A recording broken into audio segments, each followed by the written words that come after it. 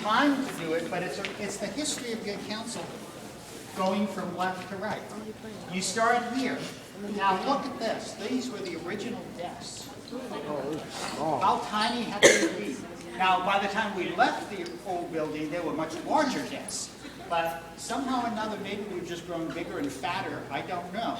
But these were the original desks. You have pictures up there of Cardinal O'Boyle and brothers and priests, and over here digging the first ceremonial shovel to build the council. This is 1956.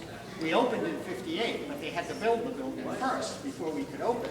And then as you go down memory lane here, piece by piece, look at this. Would anybody be caught dead in a Good Counsel sweater that looked like this today? That was the original Good Counsel sweater. I never owned one, but of these. Now, the Falcon. This is neat, guys. This Falcon is now dead and stuffed, but it was real. This is the original Falcon of Good Counsel High School. What happened was, Brother Ivo, who was the gym teacher here when it first opened, long dead, somebody you wouldn't really want to meet, but Brother Ivo was a falconeer. So he'd have that leather on him, and this Falcon would sit on it. And every time, he'd go to all the football games, and every time Good Counsel made a touchdown, he'd release the Falcon, it would fly around the football field and come back to him on his own. Kind of neat. You know, he had it trained to do that. Of course, when the Falcon died, I guess the community of brothers decided one Falcon was enough, so they had him stuffed, and here he is today. Now, Brother Ivan was an interesting character. The older brothers were interesting characters. They were tough as nails. Okay, I'll give you an example. Brother Ivan, very first phys ed class, freshman in 19, God knows what, it was Mr. Bates, who is the principal now, his freshman year at Good Counsel. And he's one of his closest friends, who was on the board of directors of Good Counsel at one time, was a man by the name of Pat Clancy. Pat Clancy's a guy who's going to be in his 50s by now. Well, Pat was a little freshman, and did anybody ever see the old Good Counsel? Okay, in the old Good Counsel, the building was in front, almost by Georgia Avenue, with a little parking in front. And all the fields, what we had, were in the back. And then you had the football field, and then later the soccer field, whatever it was. And then in the very back, there was a practice field. And then it kind of sloped down just a little bit, and there was a 5-foot chain link fence. And on the other side of the fence was a sidewalk. That was the end of the property of the council. For whatever reason, in the first class, Brother Ivo had the freshmen down in that little gully area. Well, this is what happened. We don't know what happened. There's a lot of stories. But one thing or another, Pat Clancy ticked off Brother Ivo. Very first class, freshman. He literally picked him up and threw him over the fence. And he landed on the sidewalk. Imagine that happening today. You'd have 18 lawyers and everybody be sued. And Pat Clancy had to come back and apologize to Brother for ticking him off. You know, so that was now their claim to fame, their most famous student. Does anybody know the Savannah Brothers' most famous student? Babe Ruth. Oh. Babe Ruth went to Good Counsel? No. Babe Ruth was born in Baltimore. And he was out of control. He was going to grow. Babe Ruth in his older years said he probably would have ended up in jail had it not been for the Savannah Brothers.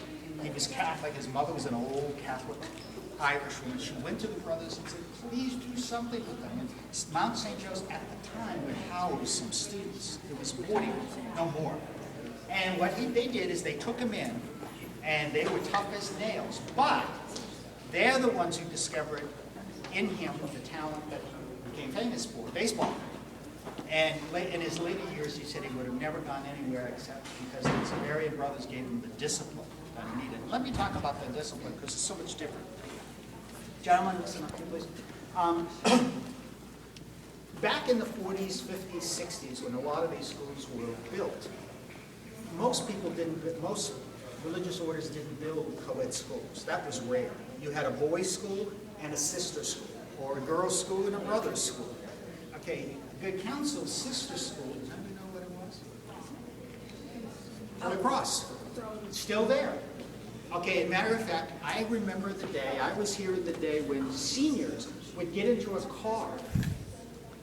Now we need 18 permission slips, but the seniors would get into a car and drive down from Wheaton to Kensington, and they take classes at Holy Cross. And girls, senior girls, would come and take classes at their council. Or the plays, anytime we had a play, you needed female actresses, obviously, they would come in from there. So you had these brother-sister schools. A lot of the Severian schools, I don't know if you, did you talk about the different schools? We didn't do that. Okay, a lot of the different schools are still all St. X in Louisville, which is the mothership of them all, the oldest, is all boys. It's got almost 2,000 boys in it. Mount St. Joe's in Baltimore, all boys. Severian High School in New York, all boys. So a lot of them are still all boys. Good Counsel, St. Mary's Reagan, and Nazareth, to name three, are co-ed.